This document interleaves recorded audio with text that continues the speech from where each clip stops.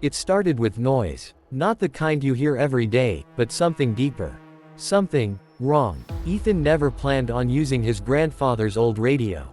It had been sitting in the attic for years, covered in dust, wires hanging loose like veins. His grandfather used to spend hours up there, late into the night, listening, searching. Before he died, he said one thing: if you ever hear it, don't answer. Ethan always thought it was just paranoia. Until that night. The storm came out of nowhere.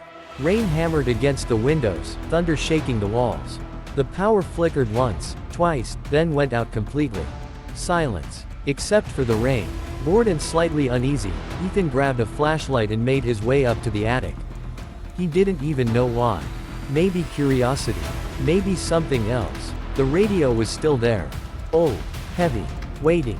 He hesitated for a moment, then turned it on. At first, just static. Loud, aggressive, like the sound was fighting to exist. Ethan adjusted the frequency slowly. Nothing. More static. Then, a break. A whisper buried inside the noise. He froze. Hello. Ethan leaned closer. Is someone there? He said, half joking, half nervous. The static grew louder. Then suddenly, a voice. Distorted. Weak. But real. You can hear me. Ethan's heart started racing. Yeah, I can hear you. Who is this? Silence. A long, heavy silence. Then the voice returned. What year is it? Ethan frowned. 2026, why?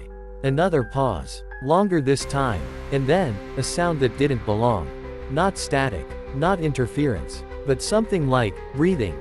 That's not possible. The voice sounded scared now. Panicked. This frequency, it shouldn't exist anymore. Ethan's grip tightened around the radio. What are you talking about? Who are you? For a moment, he thought the signal was gone. But then, Pripyat, Ethan blinked. 1986, his blood ran cold. I think you've got the wrong channel, Ethan said, trying to laugh it off. That's not funny. No response. Just static. Then, the reactor, it's going to, the signal cut out. Dead silence filled the attic. Ethan stared at the radio, his heart pounding. Hello, he said. Nothing. Just the storm outside. He exhaled slowly, shaking his head. Yeah, okay. Just interference, he muttered. But as he reached to turn the radio off, it came back. Louder. Stronger. Clearer than before. Ethan, he froze. Every muscle in his body locked. Slowly, very slowly, he leaned toward the speaker. I didn't tell you my name, he whispered. The voice on the other side didn't hesitate this time. It sounded closer now. Too close. We don't have much time. The attic felt different now. Heavier. Like the air itself was listening. Ethan didn't move. What do you mean we don't have much time? He whispered. The radio crackled. A low hum filled the room, deeper than before, almost vibrating through the floor. Then the voice returned. Clearer. Closer. You have to listen carefully, Ethan swallowed. Who are you? A pause. Then, I'm not sure anymore. The signal glitched violently. A sharp burst of static made Ethan flinch. Then, a new sound. Not a voice. A scream. Distant, echoing, like it was being pulled apart. Ethan stumbled back. What was that? No answer. Only breathing again. Heavy. Uneven. It started with the reactor, the voice said, almost whispering now. But that wasn't the end. Ethan shook his head. This doesn't make sense. The Chernobylska catastrophe already happened. Everyone knows that. Silence. Then, no, the voice trembled. Not for me. Lightning flashed outside, illuminating the attic for a split second. And in that moment, Ethan thought he saw something behind him. A shadow. Standing near the door, watching. He turned instantly. Nothing. Just darkness. His breathing got faster. This isn't real, he muttered. They're starting to see you. Ethan snapped back to the radio. Who is? The signal distorted again. Words overlapping. Voices stacking on top of each other. Dozens of them. All whispering at once. Don't let them through. Close it. Too late. He can't hear us. Ethan covered his ears. Stop. The radio went silent instantly. For a moment, nothing. No storm. No static. No voice. Just pure, unnatural silence. Then, Ethan froze. The sound came from downstairs. Slow. Deliberate. Knock, knock, knock. He stared at the attic door. No one was supposed to be home. Did you hear that? He whispered. The radio turned on by itself. A soft crackle. Then, don't open it. Ethan's heart started pounding harder than ever. Why? No answer. Another knock. Louder this time. Bang, bang, bang. Because that's not someone at your door. The voice dropped to a whisper. Colder than before. It's already inside. The knocking stopped. Just like that. No footsteps. No movement. Nothing. Ethan stood frozen in the attic, staring at the door. It's already inside, the words echoed in his head. Stop messing with me, he said, his voice shaking. This isn't funny anymore. No response. The radio stayed silent. Slowly, carefully, Ethan stepped toward the attic stairs. Each step creaked under his weight. The house felt wrong. Too quiet. Hello? He called out. No answer. He reached the bottom of the stairs and looked toward the front door. It was closed. Locked. Exactly how he left it. Ethan exhaled, trying to calm himself. See. Nothing. But then, he noticed something. The chain lock. It was moving. Just slightly, like it had been touched seconds ago. Ethan stepped back. No, no, no, the radio upstairs suddenly burst to life. A loud, violent static filled the entire house. It found you, Ethan ran back up the stairs. What found me? The voice didn't answer directly. Instead, you changed the signal. You weren't supposed to respond. Now it knows your frequency. Ethan grabbed the radio. What are you talking about? The lights flickered. Once. Twice. Then, everything went dark. Only the radio was still glowing. A faint, cold light. Don't trust what you see. The voice sounded different now. More urgent. More afraid. Ethan's phone buzzed in his pocket. He pulled it out with shaking hands. A notification. From his own camera app. Recording in progress. What? He whispered. He hadn't opened the camera. Slowly, he tapped the screen. The video opened. It was live, recording, from inside his house, but not from where he was standing. The camera showed the hallway. From the other side, like someone else was holding his phone. Ethan's breath caught in his throat. No, in the video, he saw himself. Standing in the attic doorway. Holding the radio. Ethan looked up. At the attic door. He was still inside. It can copy you, the voice whispered. It learns. The version of Ethan in the video started moving. Slowly, turning its head, but not toward the hallway. Toward the camera. Its face, twisted slightly. Not fully wrong, but wrong enough, like something pretending to be human. Then, it smiled. Ethan dropped the phone. No, no, no, the radio screamed with static. Louder than ever before. Do not let it see you, too late. Ethan slowly turned his head toward the attic door. And there, standing in the doorway, was himself. Ethan couldn't breathe. He stood frozen, staring at himself. Same face. Same clothes. Same eyes. But something was off. Subtle. Wrong. The other Ethan tilted his head slowly. Like it was studying him. Learning. Don't move, the voice whispered from the radio. Ethan didn't dare blink. What is that? He barely managed to say.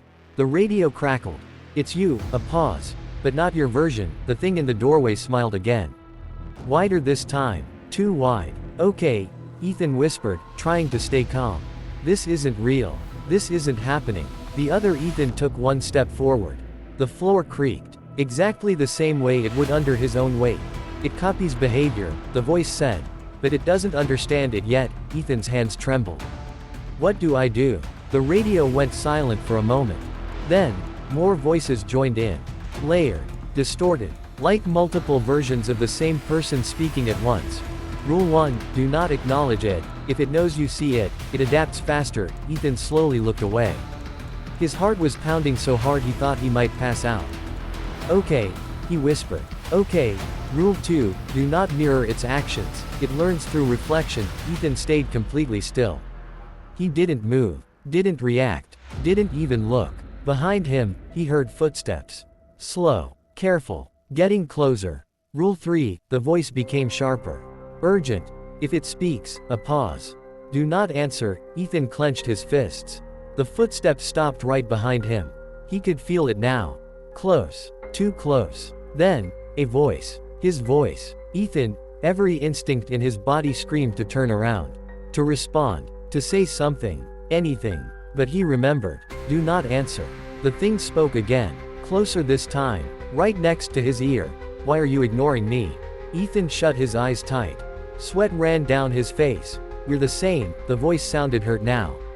Almost human. I just want to talk. The radio suddenly spiked with static. Violent. Aggressive. It's lying. The thing's tone changed instantly. Cold. Sharp.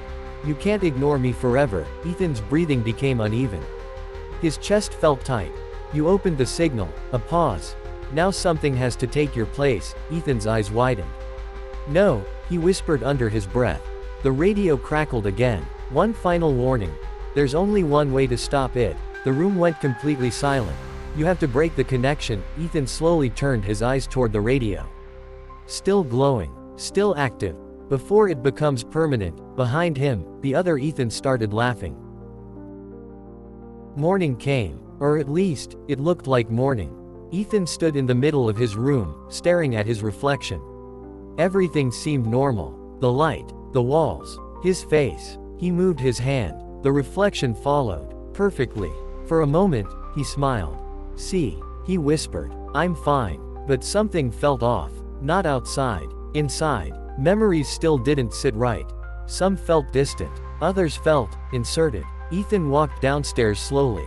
The house looked untouched. No signs of anything unusual. No broken radio. No mess. Nothing.